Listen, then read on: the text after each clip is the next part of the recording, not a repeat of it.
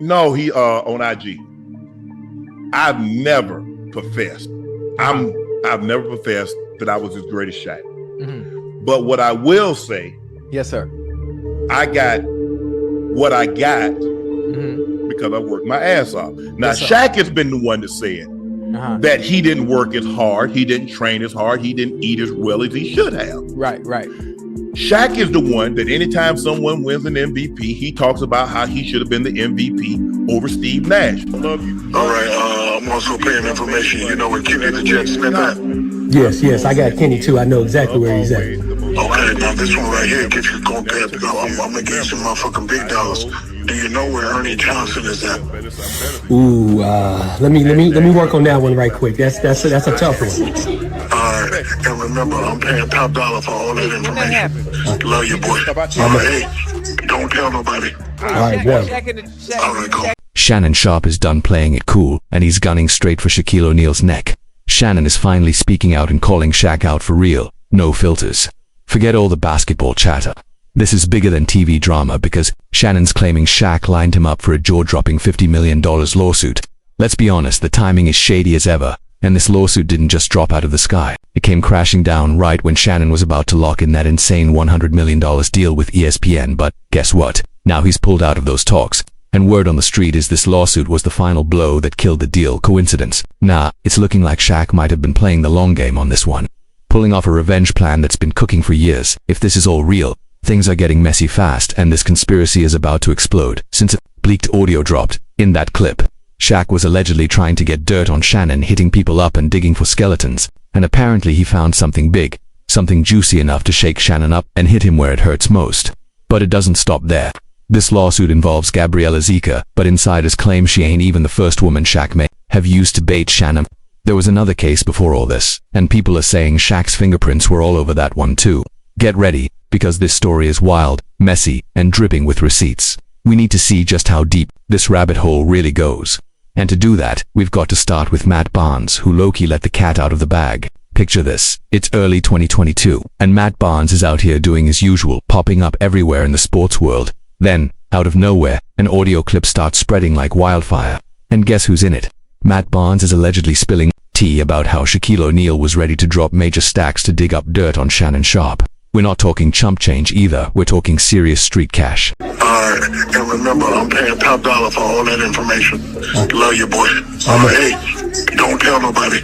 Alright, one. Alright, go. Now, where did this audio come from? That part's still murky. Some say it was a private conversation that got leaked. Others think it might have been a hot mic moment during a podcast or some side recording. Either way, Matt's voice was clear as day, and he was basically hinting that Shaq wasn't just salty over some MVP talk. Nah, he was ready to get down and dirty to take Shannon down. And if you look at the timeline, it actually lines up. Remember when their beef exploded after Shaq came for Shannon over that MVP situation with Nikola Jokic? Shannon called it out, saying it sounded like jealousy, and Shaq did not let that slide. But instead of going back and forth on Instagram, like everyone else, Shaq went full-on petty billionaire mode. Well enough to have a problem with you. And so what I try to do, I mean, I got kids damn near your age, and so I'm not going to go back and forth. I don't go back and forth, but I say what I say. I like to think that I keep everything that I possibly can on the court. But I think the thing is, Cam, that I speak with so much passion. When I talk, people take my passion as being personal. Right. Now, we got to talk about it. You in the Shaq situation, right? He came out with a diss track, and I heard your response to it, but his was more, there's another situation. The passion of whatever, and I believe you caught it straight, because I don't think you was, in essence, talking about it more so than Gilbert. You did, and then it spun to that. Have you guys talked? We haven't. Shaq feels the way he feels, and he's perfectly fine to feel that way. I said what I said. I still think Shaq is a phenomenal basketball player, even though, he minimized my career. I'm fine. But here's where it gets real shady. After all that MVP drama, things suddenly went quiet between them in public. No clapping back, no sneak Jesus, no shady interviews. It's like Shaq was playing chess while everyone else was stuck playing checkers. People thought, oh, they're cool now, beef squashed. Little did anyone know, behind the scenes, Shaq was allegedly already digging for dirt on Shannon. Think about it. Shannon's stock was going crazy at the time. He was locking down new podcast deals, TV guest spots, and that rumored $100 million ESPN bag was right around the corner. So, it makes sense why Shaq would want to move in silence, striking quietly but deadly. But hold up, if you still think Shaq had nothing to do with any of this, wait till we get into this viral TMZ video. And not just any video either, it's the one that caught Shannon Sharpe getting real cozy with a random fan at an event.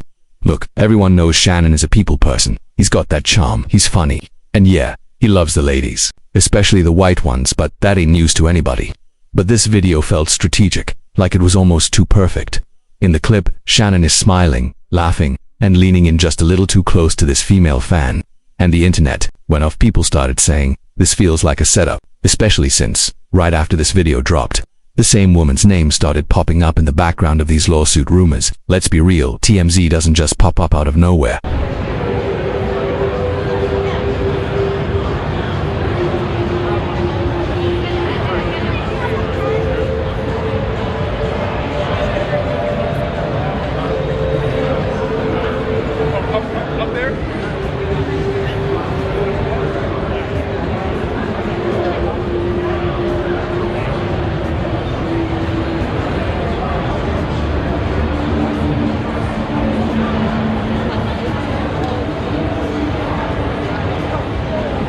Somebody makes that call, somebody tips them off, and somebody makes sure that camera is pointed exactly where it needs to be to catch that moment. And the saddest part, if this was a setup, it worked perfectly.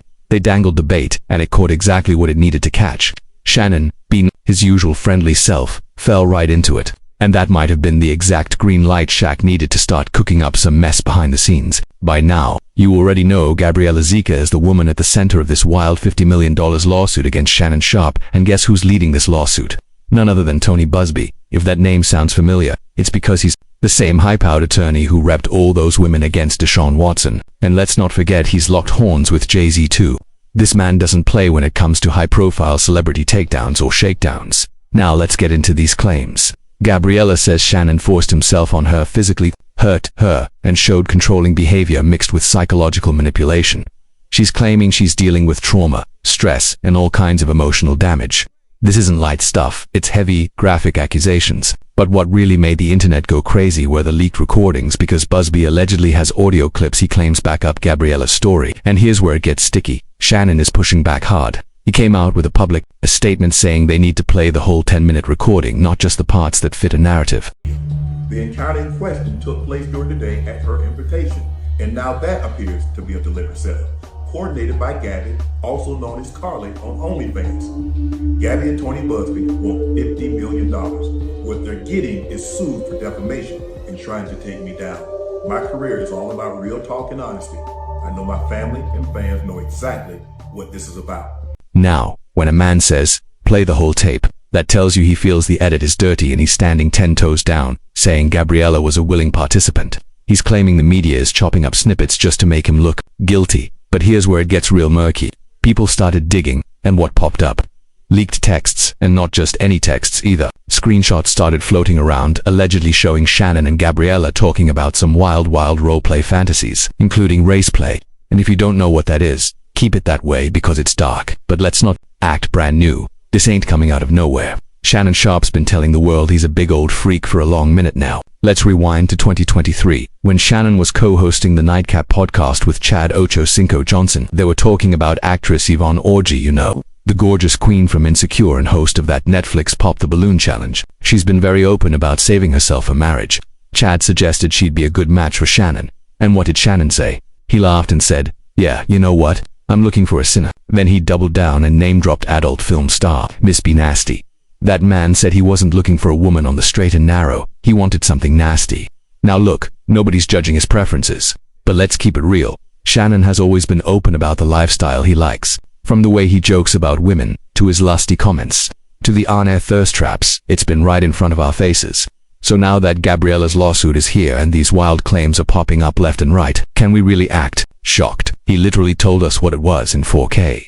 But here's the kicker. Gabriella might not be the only woman allegedly tied to this so-called Get Shannon agenda. Because guess what? Word is there's another woman linked to this drama, and her connection might blow the story even wider open. there's another case with the same messy vibes, and folks are saying Shaq's fingerprints might be all over it too. Let me put you on to Michelle Evans back in 2023. Michelle filed a lawsuit against Shannon in New York almost 2 years before Gabriella even came forward. So technically, Michelle's case was the first, and what she alleged, straight, but disturbing. And the wildest part, hardly anybody was talking about it back then, according to legal docs snagged by People magazine. Michelle didn't have a fancy, high-powered lawyer like Busby. She was out here repping herself, just telling her side of the story. She claimed she had been in a long-term relationship with Shannon for almost 10 years until around 2010, and things blew up after Shannon allegedly cheated. That's when her claims took a dark turn. Michelle says after they had their first big fight, Shannon demanded they have sex, and when she said no, what she describes next is pure trauma. She claims Shannon forcibly held her down, made her get on her knees, and performed non-consensual oral penetration. She says even though she protested, it didn't stop.